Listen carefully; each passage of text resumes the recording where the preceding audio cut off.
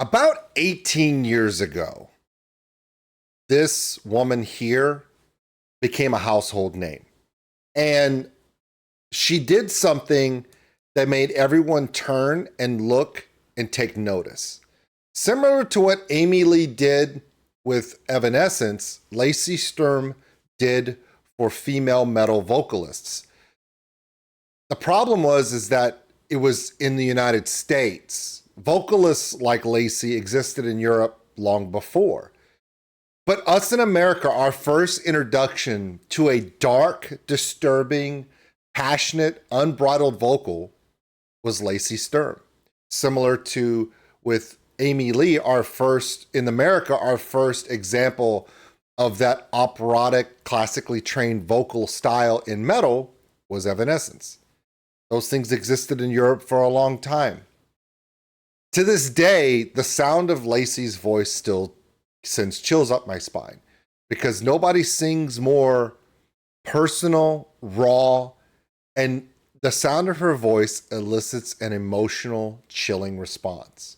Because some of the songs that she sings are about personal issues that a lot of us have. This one's called Reconcile. My name is Old School Nerd, and this is my reaction to the new Lacey Sturm.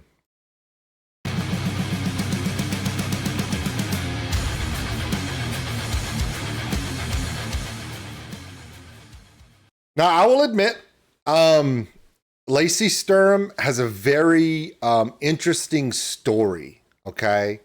And although a lot of people don't understand it, they don't understand her journey is very interesting because it goes from Christian music into non-Christian music into Christian music into non-Christian music into Christian music and then into non-Christian music. Some people don't know where to put her. It's similar to Skillet, where you have people who really don't know what's going on. But my suggestion to you is to listen to the people making the music. If you read interviews and I guess the word would be testimonies of people like John Cooper and Lacey Sturm, their stories are very interesting. And what's really difficult as an artist is when you make music that's accepted by non-Christian fans, but you still live the life and you still walk in your faith. And you sit between that very fine line that I grew up in. In the 80s, when I was a kid, there was no allowance, okay? If you're Striper, they're the same church moms are walking outside your concert at the Cajun Dome saying you're gonna burn in hell. And then the week before, those same church moms were out there with their signs saying you're gonna burn in hell to the Alice Cooper concert. Okay, bad example. But if you could go to Pink Pop, Bakken, Grass Pop, Download, Resurrection Fest. You can go to all these metal festivals and Skillet will come out there and play. And at the same time, when they go off stage, John Cooper will go into his bus and do his podcast where he does a Bible study.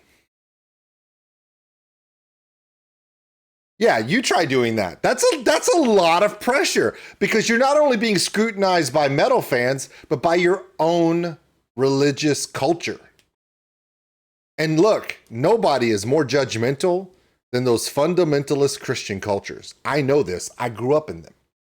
You know how hard it is for me to be old school nerd and still have friends in the church? Knowing that they know that I react to metal music. I've done reactions to the bands that they warn their kids about. And it's okay. If you don't know what's going on, that's fine, because most days I'm in it and I'm like, I have no idea what's going on here.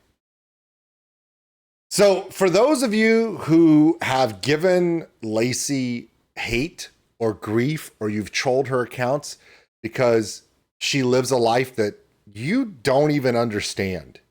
You don't know what it's like to live under the scrutiny of not only the world of music, but also the world of religion at the same time. It's very difficult. And some people talk about, life choices and falling from grace and all this other stuff. Last time I checked, that's part of maturing. That's failing is part of growth. And I'm happy that every time I see something that Lacey puts out that is absolutely beautiful, and I listen to her and I read her lyrics, there are very few people on the planet that when I read the lyrics, listen to the music, and watch the videos, I've never looked at one of Lacey's videos or listened to one of Lacey's songs where I said, she's just making a song for clicks. No, every song is because being an artist in a dual world, even if you pick a side, you're constantly being judged. And not being judged by, right? Judged by other people who technically don't even live your life. They shouldn't even say a word, but they do. Here we go. Reconcile.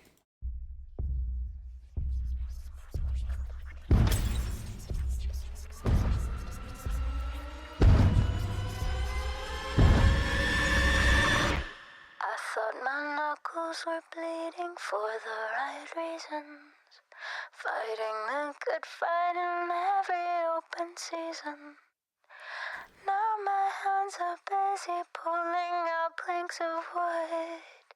My eye sockets filling up with my own blood, waiting for the clarity to come. But maybe I'm just bleeding to death, and maybe that's just the fate of my own blood. So below waiting by reckoning myself already dead.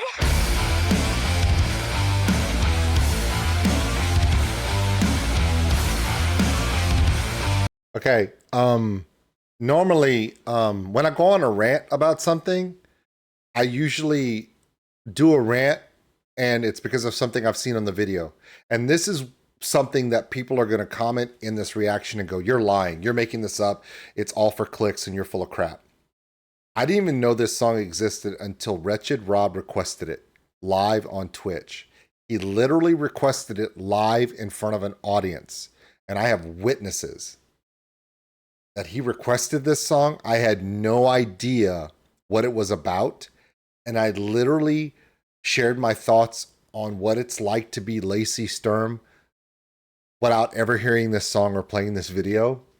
And just the intro and the imagery around her speaks exactly to what I was talking about. It's the world of chaos. It's a world of judgment. And sometimes you break.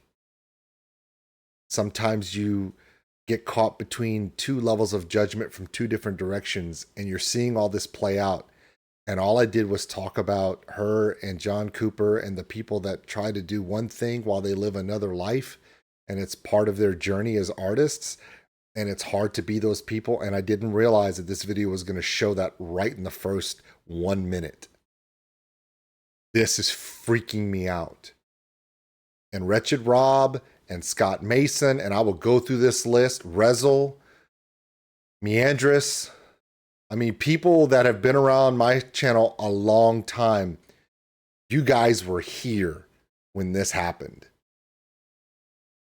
This is not planned. I didn't know.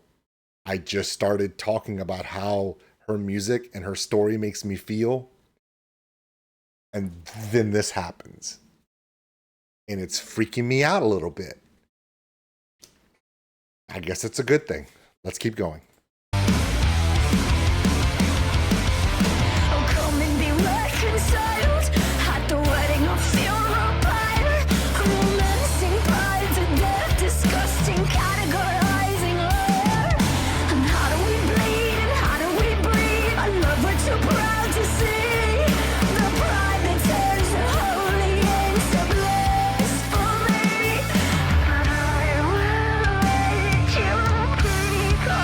Did she literally sit in a chair and have a representation of metal music on one side and a judgmental old dude from a church on the other? There's no way that that just happened. Rob, did that just happen? You've seen this video. Did that just happen? Did I just talk about... That's freaking weird, man. That's weird. That did not just happen. You see the shirt I'm wearing? I can't make this up. This really just happened. Rob's laughing at me in chat right now.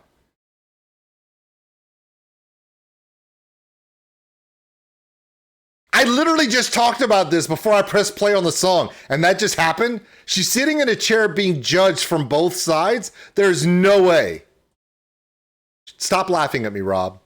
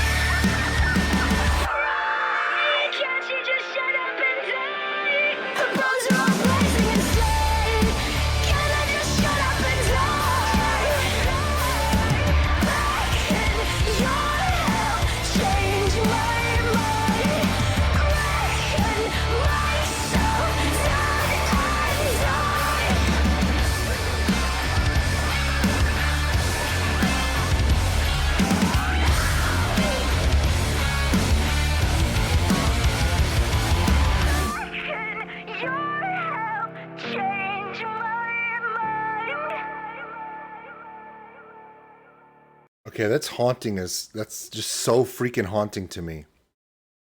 I mean, I think the reason why it haunts me so much is that I think I figured out what happened. Rob requested me do. He said I was on Twitch live and I'm recording these videos for YouTube. And he said, "Hey, Old School," I put my request in and I went and go look at it. It said Lacey Sturm, Reconcile. And as I'm looking for the song to do the reaction, I haven't seen, didn't even know she had a song out. And the word reconcile means to take everything, and weigh it together to see if it's a net loss or a net gain. So when someone says, when the song was called Reconcile and I see Lacey's name, my brain went to, I started talking about, Skillet and Flyleaf, and is it Christian? Is it metal? Is it both? Is it not? And the scrutiny that all these different artists get from two very different worlds and having to navigate that.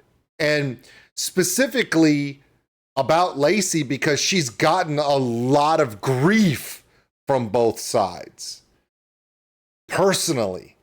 And then when I started playing the song, I'm like, whoa, So essentially, I think what happened was when Rob requested this one and I saw the name was Reconcile, my brain took the word reconcile and immediately thought, well, God, how does Lacey reconcile anything? And then I started talking about the stuff I knew about her journey going back since 2005 when the first Flyleaf song really hit radio.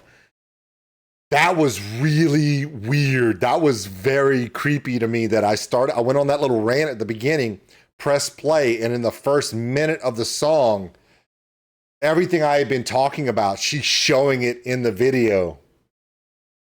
That sends chills, man. And a lot of her vocal styling send me chills anyway, but this is literally, this has been the last 20 years of her life right here. Remember, I'm So Sick, the first hit from Flyleaf that hit radio, came out in 2005. So in 2 years, it'll be 20 years. For the last 20 years, this has happened to her every day. All right. Anyway, my name is Old School Nerd. There you go. And I appreciate everything that everyone has put forth.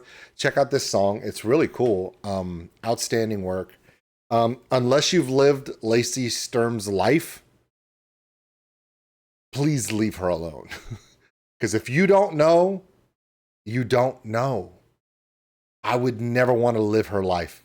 Her art, her journey, the struggles, the judgments she's been through back and forth, her triumphs, her disappointments, her failures, it's all part of her life. And man, hard pass. I have a YouTube channel and I can barely handle this. So I don't even know what it would be like to be that woman.